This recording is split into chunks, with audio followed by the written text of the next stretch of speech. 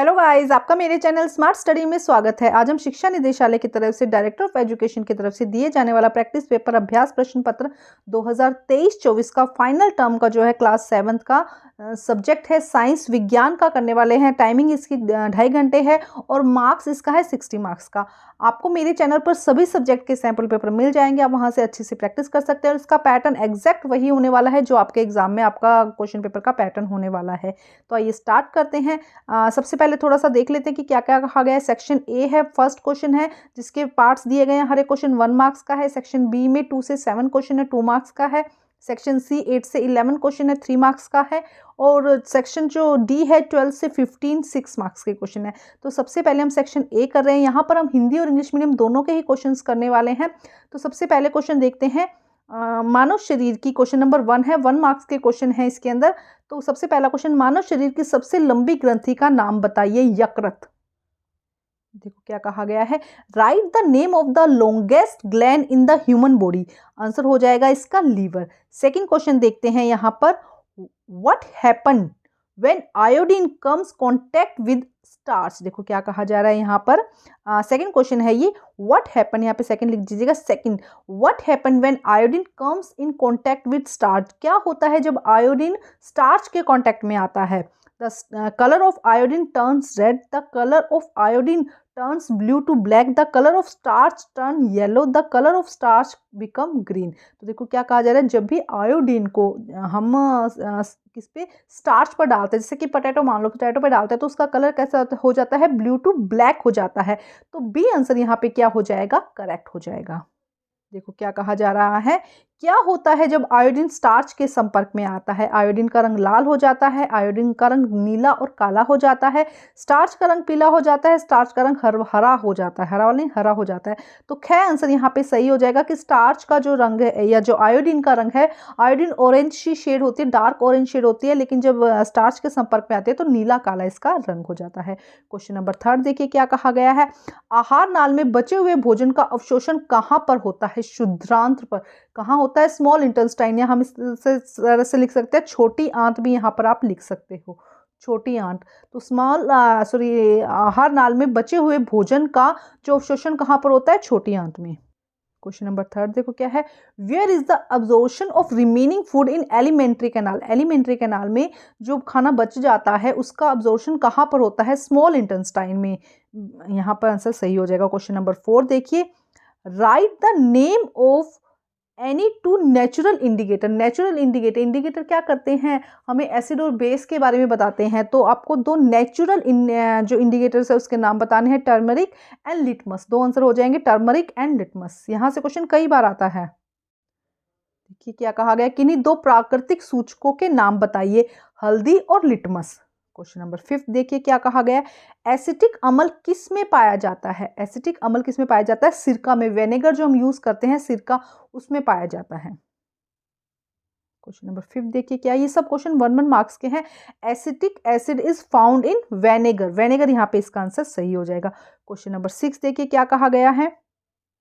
Question number 6 देखिए क्या कहा गया है, what will happen if 2 drop of mixture of water and lemon juice is poured into blue litmus. देखो क्या कहा जा रहा है कि ब्लू लिटमस पेपर के ऊपर क्या किया जाता है, लेमन और वाटर की 2 ड्रॉप डाली जाती है। The colour of litmus paper turn into red, the colour of the litmus paper turn will be black, the color of litmus paper turn white, there will be no change on the color of the litmus paper। तो देखो क्या answer हो जाएगा, the colour of the litmus paper will be red colour का हो जाएगा। जब blue litmus paper पर एसिड डालते हैं तो उसका कलर कैसा हो जाता है, रेड हो जाता है। तो ए आंसर यहाँ पे करेक्ट हो जाएगा। तो देखिए 6, अगर पानी और नींबू के रस के मिश्रण की 2 बूंदें नीले लिटमस पेपर पर डाली जाती है तो क्या होगा, लिटमस पत्र का रंग लाल हो जाएगा। ए आंसर हमारा यहाँ पर सही हो जाएगा। नेक्स्ट देखते हैं क्या कहा गया है। क्वेश्चन नंबर 7 देखिए, पत्तियों के बाद खाद बनना एक भौतिक प्रक्रिया है, सत्य और असत्य बताना है। तो जो पत्तियों के बाद खाद बनना है वो भौतिक प्रक्रिया नहीं, रासायनिक प्रक्रिया है। क्या हो जाएगा, असत्य हो जाएगा। देखो क्या है, composting of the leave is a physical process. Manure जिसमें बनता है, मेन्योर कह सकते हैं, मेन्योर बनना, या composting of the leaves is a physical process, no it is a chemical process. तो ये क्या हो जाएगा, स्टेटमेंट फॉल्स हो जाएगा। क्वेश्चन नंबर 8 देखिए क्या कहा गया है, right the necessary condition for rusting. Rusting, जंग लगने के लिए जो नेसेसरी कंडीशंस है वो क्या है, वाटर वेपर होना चाहिए, एयर होनी चाहिए, एयर में ऑक्सीजन होनी चाहिए। तो क्या है, वाटर वेपर एंड एयर, या लिख सकते हैं या ऑक्सीजन लिख सकते हैं। देखो क्या कहा जा रहा है, जंग लगने के लिए आवश्यक स्थितियां लिखिए। तो जलवाष्प होनी चाहिए, हवा होनी चाहिए, हवा में ऑक्सीजन होना चाहिए। क्वेश्चन नंबर 9 देखते हैं क्या कहा गया है यहाँ पर, जल का बर्फ में बदलना और फिर बर्फ का जल में बदलना किस प्रकार का परिवर्तन है। एक भौतिक परिवर्तन है। देखो क्या कहा गया, क्वेश्चन पूरा देखते हैं। जल का बर्फ में बदलना और फिर बर्फ का जल में बदलना, मतलब जल को क्या किया, पहले फ्रिज में रख के बर्फ बनाई है, फिर बर्फ को बाहर निकालकर फिर जल में बदला है। तो ये परिवर्तन क्या है, भौतिक परिवर्तन, रासायनिक, जैविक या नाभिकीय। तो इसका आंसर क्या आ जाएगा, ये भौतिक प्रक्रिया। यहाँ पे कोई रासायनिक क्रिया नहीं हुई, ये कैसा परिवर्तन है, भौतिक परिवर्तन। ए आंसर यहाँ पे क्या हो जाएगा, सही हो जाएगा। देखो क्या क्वेश्चन कहा गया है, what type of change in the transformation of water into ice and then the transformation of ice into water. Water का आइस में कन्वर्ट होना और आइस का वाटर में कन्वर्ट होना किस तरह का चेंज है। तो ए आ जाएगा फिजिकल चेंज, यहाँ पे ए आंसर सही हो जाएगा। क्वेश्चन नंबर 10 देखते हैं क्या कहा गया है। क्वेश्चन नंबर 10 में क्या कहा गया, the image which can be projected on the screen. ऐसी image which can be projected, एक सेकेंड, क्वेश्चन देखिए क्या कहा गया है, the image which can not be obtain on the screen is called. ऐसी इमेज जो क्या है, स्क्रीन पर नहीं आ सकती, उसे हम कहते हैं वर्चुअल इमेज। उसे क्या कहा जाता है, वर्चुअल इमेज। देखो क्या क्वेश्चन कहा गया है, जिस प्रतिबिंब को पर्दे पर प्राप्त नहीं किया जा सकता वह कहलाता है आभासी प्रतिबिंब। क्वेश्चन नंबर 11 देखते हैं क्या कहा गया है, अवतल दर्पण सदैव वास्तविक प्रतिबिंब बनाता है। सत्य और असत्य, असत्य। तो अवतल दर्पण हमेशा कैसा बनाता है, वास्तविक प्रतिबिंब नहीं बनाता है, ये क्या बनाता है, आभासी प्रतिबिंब बनाता है। तो अवतल दर्पण सदैव वास्तविक प्रतिबिंब बनाता है, ये क्या हो जाएगी, स्टेटमेंट गलत हो जाएगी। इसका आंसर क्या हो जाएगा, असत्य। यहाँ पे सही और गलत आपको बताने थे। क्वेश्चन नंबर 11 देखिए, a concave mirror always form a real image. तो ये स्टेटमेंट कैसी हो जाएगी, फॉल्स। ऐसा नहीं होता है, रियल इमेज नहीं आती, वर्चुअल इमेज आती है। क्वेश्चन नंबर 12 देखिए, a prism scattered white light into how many colours. जो प्रिज्म है, इस तरह का प्रिज्म होता है, जब उसको व्हाइट लाइट के सामने रखते हैं तो वो लाइट को स्कैटर्ड कर देता है। कितने कलर्स बनते हैं, तो 7 कलर्स। कितने, व्हाइट लाइट को कितने कलर्स में स्कैटर्ड करता है, 7 कलर्स में। क्वेश्चन नंबर 12 देखिए, एक प्रिज्म सफेद प्रकाश को कितने रंगों में बिखेर देता है। आंसर हो जाएगा 7। 7 कलर में क्या करता है, व्हाइट लाइट को, सफेद लाइट को बिखेर देता है। अब सेक्शन बी आता है। Section B has question 2 to 7, 2 से लेके 7 तक है। ईच क्वेश्चन है 2 मार्क्स का। तो आइए देखते हैं। सबसे पहले हम यहाँ पर क्वेश्चन नंबर में देखिए क्या कहा गया है। क्वेश्चन नंबर 2 देखिए, अब जो क्वेश्चन है 2 से लेकर 7 तक 2 मार्क्स के हैं। तो देखिए, पित्त कहाँ निर्मित होता है, यह भोजन के किस घटक के पाचन में सहायता करता है। तो पित्त यकृत में निर्मित होता है, कहाँ बनता है, लीवर में बनता है, और पित्ताशय में एकत्रित होता है। दोनों ही बातें आपको पता होनी चाहिए कि पित्त कहाँ पे बनता है, यकृत में बनता है, और स्टोर कहाँ पर होता है, पित्ताशय में। यह भोजन के किस घटक के पाचन में सहायता करता है, यह भोजन के वसा के पाचन में, जो फैट होता है उसके डाइजेशन में क्या करता है, हेल्प करता है। क्वेश्चन देखिए क्या है, where is bile produce. Bile कहाँ पे प्रोड्यूस होता है, it help in digestion of which component of food. Bile is produces in liver, liver में होता है, and the store in gall bladder, और गोल ब्लैडर में क्या होता है, स्टोर होता है। Its aid digestion of fat, fat के डाइजेशन में क्या करता है, एड्स की जगह आप हेल्प कर दीजिएगा कि it help digestion of fat. Fat की डाइजेशन में क्या करता है, हेल्प करता है। याद कर लो, बहुत इंपॉर्टेंट क्वेश्चन है। बाइल्स लीवर में बनता है, यकृत में बनता है, और इसका जो स्टोरेज है वो क्या होता है, गोल ब्लैडर होता है या पित्ताशय होता है। और इसके अलावा किसका डाइजेशन करता है, फैट का, वसा का, ये क्या करता है, जो डाइजेशन करता है। नेक्स्ट क्वेश्चन, क्वेश्चन नंबर 3 देखिए, if you are suffering from hyper acidities why do you take antacid tablet, explain. देखो क्या कह रहे हैं कि अगर आपको हाइपर एसिडिटी, बहुत ज्यादा एसिडिटी हो रही है, then you take antacid, antacid लिया जाता है। जिसे हम डाइजिन लेते हैं, वो क्या होता है, एक एंटा एसिड होता है। वाई, इसमें क्या है, when the amount of the acid in the stomach increase then anti-acid tablet are given because anti-acid are neutralize the acid and give us relief। देखो क्या किया जाता है, जब एसिड बॉडी में ज्यादा हो जाता है तो एंटा एसिड दिया जाता है। एंटा एसिड क्या है, वो क्या करता है, एसिड को न्यूट्रलाइज करता है और गिव क्या करता है, रिलीफ देता है। क्या करता है, रिलीफ देता है। इसके और में एक क्वेश्चन है, पहले वो देख लेते हैं, उसके बाद दोनों ही क्वेश्चन साथ में हिंदी मीडियम में देखेंगे। देखो क्या कहा गया है, Why is calamine solution applied to the skin when ant bite? जब ant बाइट कर लेती है, चींटियां काट लेती है, तो कैलामाइन सॉल्यूशन को अप्लाई किया जाता है क्यों स्किन पर? ant release formic acid when they bite. ant जब बाइट करती है तो फॉर्मिक एसिड को रिलीज करती है, विच कोज इचिंग, जिसकी वजह से क्या होता है, इचिंग होता है। Calamine solution is alkaline. Calamine solution कैसा होता है, एल्केलाइन होता है in nature. It neutralise the acid, same देखो वही है, ये क्या करता है, न्यूट्रलाइज करता है एसिड को, therefore providing relief from pain, जिससे कि जो एसिड की वजह से जो पेन हो रहा है उससे हमें क्या मिलता है, रिलीफ मिलता है। जब भी एसिड की बेस के साथ में रिएक्शन करवाई जाती है, एल्केलाइन के साथ में रिएक्शन करवाई जाती है, तो उस प्रोसेस को न्यूट्रलाइजिंग कहते हैं। अभी आगे इससे रिलेटेड क्वेश्चन भी है एक। क्वेश्चन देखिए क्या है, यदि आप अति अम्लता से पीड़ित हो तो आप प्रति अम्ल की गोली क्यों लेते हो, समझाइए। यदि अम्ल चरक होते हैं, शार लिख देंगे, यदि अम्ल चरक होते हैं तब पेट में ज्यादा, यहाँ पे लिख दो, तो प्रति अम्ल क्या होते हैं, बहुत ज्यादा हार्श होते हैं। जब पेट में अम्ल की मात्रा बढ़ जाती है तो प्रति अम्ल की गोली दी जाती है, क्योंकि प्रति अम्ल अम्ल को उदासीन कर देता है और हमें आराम पहुंचाता है। आप क्या लिखेंगे, क्योंकि प्रति अम्ल अम्ल को उदासीन कर देता है और हमें आराम पहुंचाता है। नेक्स्ट क्वेश्चन देखो क्या कहा गया है, जब चींटी काटती है तो त्वचा पर कैलेमाइन का विलयन क्यों लगाया जाता है।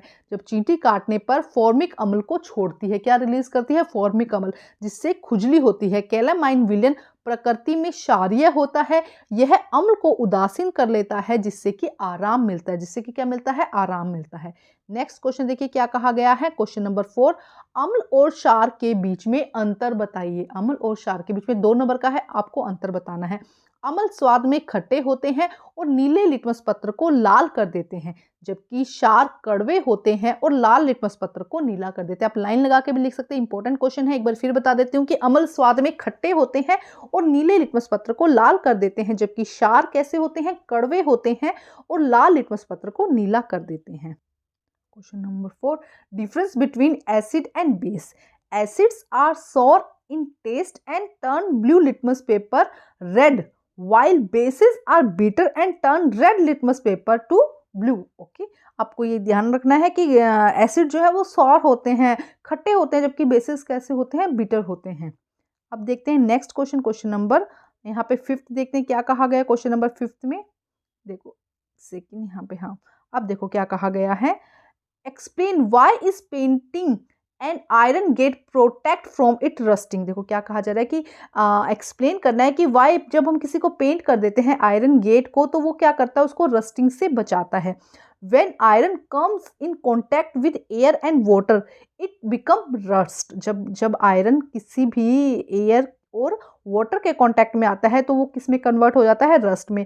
When the iron gate is painted, जब आयरन गेट को पेंट कर दिया जाता है, it break the contact between air moisture and iron. ये क्या करता है, आयरन, जैसे कि इस दरवाजे को मान लो, ये दरवाजा है, ये क्या है, एयर और वाटर के सीधे कांटेक्ट में है। अगर इस पे क्या कर दिया गया है, पेंट कर दिया गया है, तो ये कांटेक्ट हट गया है।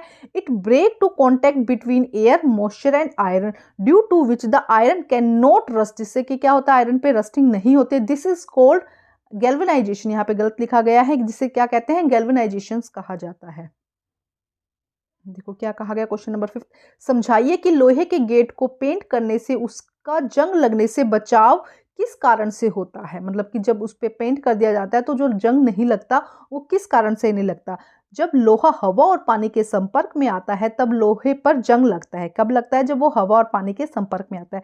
जब लोहे के गेट को पेंट किया जाता है तो वह हवा, नमी और लोहे के बीच के संपर्क को विच्छेद कर देता है, मतलब ब्रेक कर देता है, जिससे कि कांटेक्ट में नहीं आते, जिससे कि लोहे पर जंग नहीं लगता है। इसे यशद लेपन या गैल्वेनाइजेशन भी कहा जाता है। प्रश्न नंबर 6 देखिए, रासायनिक व भौतिक परिवर्तन में उदाहरण, वह नहीं वह आएगा, रासायनिक व भौतिक परिवर्तन में उदाहरण सहित अंतर बताइए आपको। तो पहले देखते हैं रासायनिक परिवर्तन, वह परिवर्तन जिसमें एक से अधिक नए पदार्थ बनते हैं रासायनिक परिवर्तन कहलाता है। इसमें कोई नया पदार्थ बनता है, देखो रासायनिक परिवर्तन में क्या होता है, एक से अधिक नए पदार्थ बनते हैं, उदाहरण दूध से दही बनना।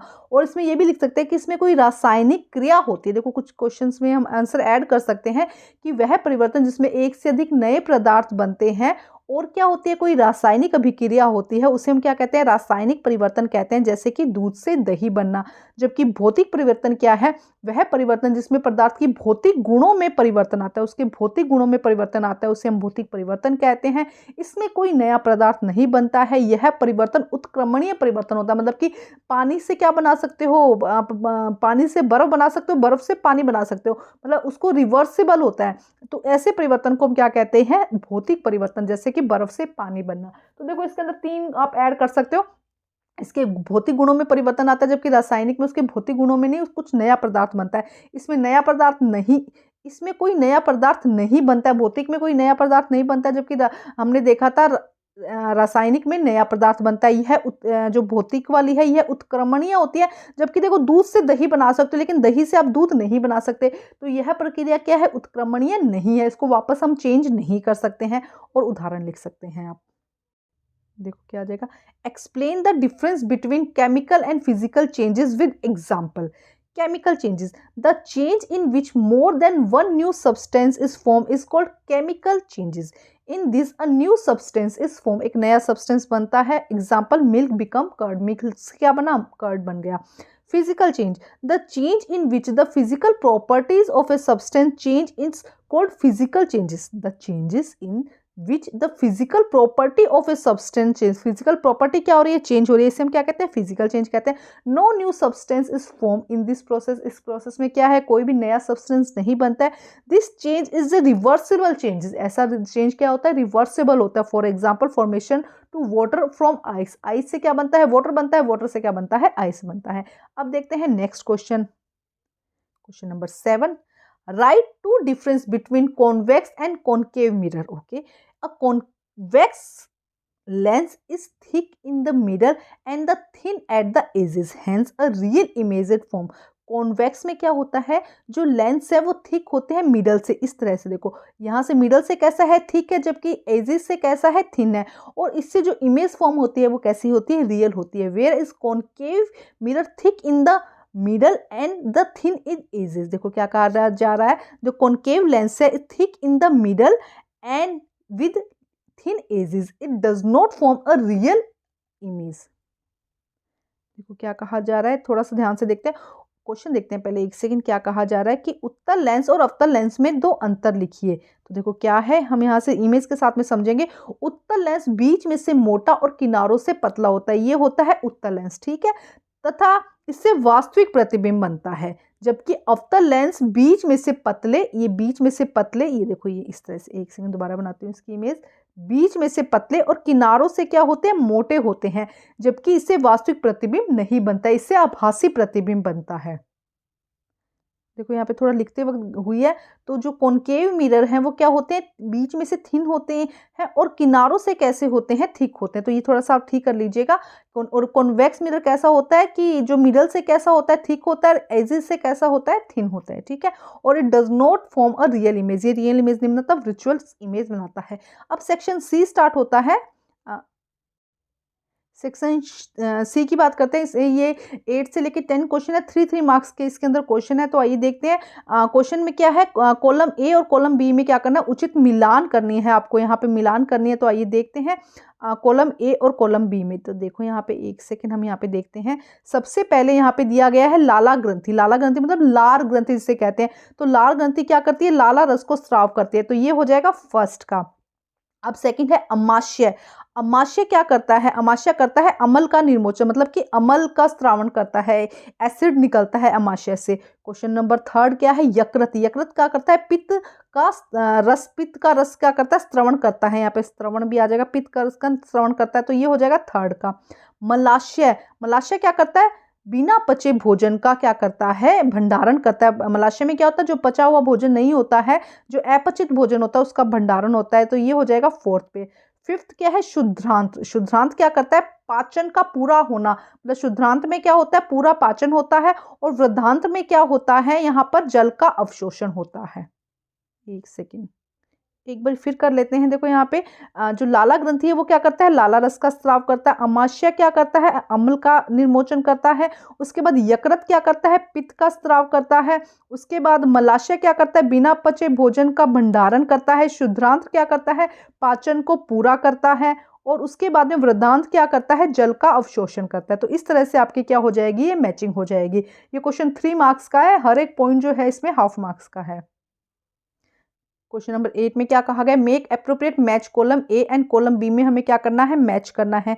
तो आइए करते हैं। सबसे पहले हम यहाँ पे देखते हैं, तो सबसे पहले एक बार फिर देखते हैं। सलाइवरी ग्लैंड क्या करता है, सीक्रेट सलाइवा। सलाइवा को क्या करता है, सीक्रेट करता है। उसके बाद स्टमक क्या करता है, स्टमक करता है एसिड को रिलीज, ये हो जाएगा सेकंड। उसके बाद लीवर क्या करता है, बाइल जूस को प्रोड्यूस करता है, तो थर्ड हो जाएगा।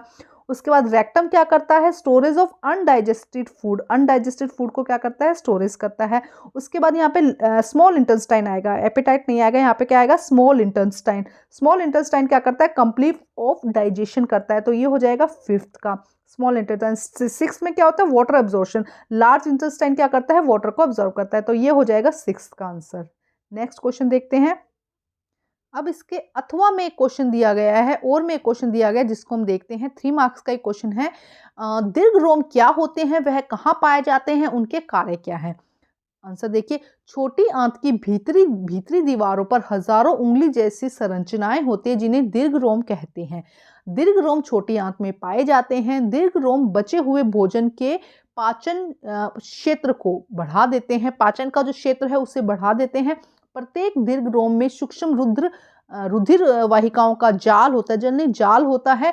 दीर्घ रोम की सतह पर बचे हुए भोजन का अवशोषण होता है। बचे हुए नहीं, पचे हुए भोजन का, देखो लिखते हुए थोड़ी सी मिस्टेक हो जाती है। तो देखो क्या है, ये छोटी आंत की दीवार है, तो इस पर इस तरह से उंगली नुमा उभार होते हैं, हजारों उंगली नुमा उभार होते हैं, जिन्हें दीर्घ रोम कहते हैं। ये छोटी आंत में पाए जाते हैं। और पचे हुए भोजन का जो अवशोषण क्षेत्र है, टालनी अवशोषण क्षेत्र है, उसको क्या कर देते हैं, बढ़ा देते हैं। अवशोषण क्षेत्र को क्या करते हैं, बढ़ा देते हैं। प्रत्येक दीर्घ रोम में सूक्ष्म रुधिर वाहिकाओं का जाल होता है, और दीर्घ रोम की सतह पर पचे हुए भोजन के अवशोषण में ये हेल्प करते हैं।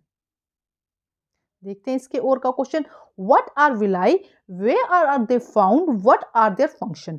On the inner wall of small intestine, there are thousands of finger-like projector या finger-like projection, finger-like structures are called villi. Long hair are found in the small intestine.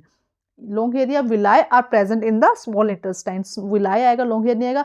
Villi increase the area of remaining food. Remaining देखो वो जब लिखा उसमें तो क्या आएगा, undigested food, यहाँ पे क्या आएगा, digested food. Each long air contain water from microscopic blood vessels. The remaining food, remaining नहीं, digested food is absorb on the surface of the villi. देखो थोड़ा वक्त लिखते मिस्टेक हुई है, ध्यान से इसको क्वेश्चन को समझते हैं। पहले विलाई क्या है, स्मॉल इंटेस्टाइन की जो वॉल है, दीवार है, इनर वॉल है, उस पर फिंगर लाइक प्रोजेक्शंस होते हैं, स्ट्रक्चर्स होती है, जिनको विलाई कहा जाता है। विलाई कहाँ पे मिले, स्मॉल इंटेस्टाइन में। सेकंड क्या करते हैं, ये अब्जॉर्प्शन एरिया का जो सरफेस एरिया है उसको इंक्रीज कर देते हैं। उसके अलावा क्या है, ब्लड वेसल्स का यहाँ पे क्या होता है, नेटवर्क होता है। देखो वाटर नहीं आएगा, नेटवर्क आ जाएगा कि ब्लड वेसल्स का क्या होता है, नेटवर्क होता है। और जो डाइजेस्टेड फूड है उसको क्या करते हैं, अब्सॉर्ब करते हैं। नेक्स्ट देखते हैं क्वेश्चन नंबर 9 देखते हैं। उदासीनीकरण के प्रक्रम को उदाहरण देते हुए समझाइए। मतलब उदासीनीकरण प्रोसेस को हमें समझाना है। किसी अम्ल और किसी क्षार के बीच, शहर नहीं क्षार है, किसी अम्ल और किसी क्षार के बीच होने वाली अभिक्रिया को उदासीनीकरण अभिक्रिया कहते हैं। जब किसी अम्ल और क्षार के बीच में जो प्रोसेस होती है, बीच जो रिएक्शन होती है, उसे हम क्या कहते हैं, उदासीनीकरण। इसमें लवण और जल तथा उष्मा निर्मित होती है, और उससे क्या बनता है, लवण बनता है, जल बनता है, उष्मा बनती है। इसका एग्जाम्पल, हाइड्रोक्लोरिक अम्ल के साथ सोडियम हाइड्रोक्साइड की जब अभिक्रिया करवाई जाती है तो सोडियम क्लोराइड, जल और उष्मा बनते हैं। एक बार फिर समझा देती हूँ। जब किसी अम्ल की क्रिया क्षार के साथ में करवाई जाती है जब किसी अम्ल की क्रिया एसिड की क्रिया बेस के साथ में करवाई जाती है तो जो प्रोसेस है उसे हम क्या कहते हैं, उदासीनीकरण अभिक्रिया कहते हैं, न्यूट्रलाइजिंग प्रोसेस कहते हैं। इसमें लवण, जल और ऊष्मा बनते हैं। एग्जाम्पल है हाइड्रोक्लोरिक अम्ल की। जब सोडियम हाइड्रोक्साइड के साथ में क्रिया करवाई जाती है तो सोडियम क्लोराइड, जल तथा ऊष्मा बनते हैं।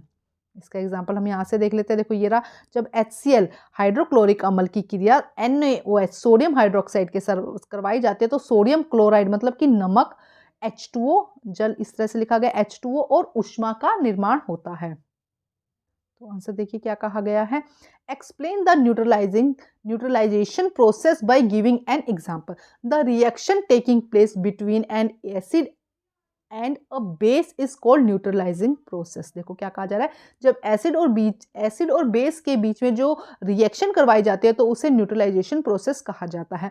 और क्या बनता है, salt, water and heat are formed it. और इससे क्या बनता है, salt, water and heat. When sodium hydroxide HCl is react with the hydrochloric acid, sodium hydroxide NaOH की क्रिया जब इसके साथ में सोडियम हाइड्रोक्लोरिक एसिड के साथ में, एक बार समझा दे तो देखो क्या कहा, सोडियम हाइड्रोक्साइड मतलब कि NaOH, जब NaOH की रिएक्ट करता है किसके साथ में, हाइड्रोक्लोरिक एसिड के साथ में, HCl के साथ में, तो क्या प्रोड्यूस होता है, sodium chloride NaCl, water and heat are formed. तो एग्जाम्पल के साथ में आपको समझाना है। 3 मार्क्स का ये क्वेश्चन है।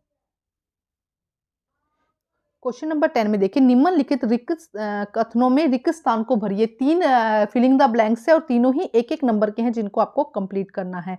तो आइए देखते हैं। सबसे पहले क्वेश्चन नंबर 1 यहाँ पे क्या कहा गया है, जब कार्बन डाइऑक्साइड को चूने के पानी में प्रवाहित किया जाता है तो डैश बनने के कारण यह दूधिया हो जाता है। देखो क्या कहा जा रहा है कि जब कार्बन डाइऑक्साइड को चूने के पानी लाइम वाटर के में प्रवाहित किया जाता है तो यह डैश बनने के कारण दूधिया हो जाता है। क्या होता है, कैल्शियम कार्बोनेट। क्या बनता है, कैल्शियम कार्बोनेट बनने के कारण क्या हो जाता है, यह दूधिया हो जाता है। सेकंड, सोडियम के खाने का सूत्र लिखिए। एक सेकंड, तो देखो क्या कहा जा रहा है यहाँ पे, खाने का सोडा, वो लिखते हुए मिस्टेक हो गई थी कि खाने के सोडे का रासायनिक नाम क्या है, तो सोडियम हाइड्रोजन कार्बोनेट। क्या कहा जाता है, बेकिंग सोडा भी कहा जाता है इसको। खाने का सोडा जिसे हम खाने में यूज करते हैं उसे क्या कहा जाता है, sodium hydrogen carbonate. Copper sulphate की नीले रंग की विलयन में लोहे की कील डालने पर विलयन का रंग कैसा हो जाता है, हरा हो जाता है। 3 फिलिंग द ब्लैंक है, तीनों ही 1-1 मार्क्स के। एक बार रिपीट करते हैं। जब कार्बन डाइऑक्साइड को चूने के पानी में प्रवाहित किया जाता है तो कार्बन डाइऑक्साइड को चूने के लाइम वाटर के में प्रवाहित किया जाता है तो क्या बनने के कारण दूधिया हो जाता है, कैल्शियम कार्बोनेट। खाने के सोडे का नाम क्या है, sodium hydrogen carbonate. Copper sulphate नीले कलर का होता है, उसमें लोहे की कील डालते हैं तो उसका रंग कैसा हो जाता है, हरा हो जाता है। क्वेश्चन नंबर 10 देखिए, फिलिंग द ब्लैंक्स है। When carbon dioxide is pass throughout lime water is turn milky due to the formation of calcium carbonate. Carbon dioxide को जब लाइम वाटर में पास करवाया जाता है तो वो मिल्की हो जाता है, किसकी वजह से, कैल्शियम कार्बोनेट की वजह से। The chemical name of the baking soda is sodium hydrogen carbonate. Question number 3 देखो यहाँ से हो रहा है, when iron nail is added to the blue colour solution copper sulphate the colour of solution become, कैसा कलर हो जाएगा उसका, ग्रीन कलर हो जाएगा। ब्लू से किस में कन्वर्ट हो जाएगा, ग्रीन में, अगर कॉपर सल्फेट के सॉल्यूशन में हम एक कील डाल देते हैं।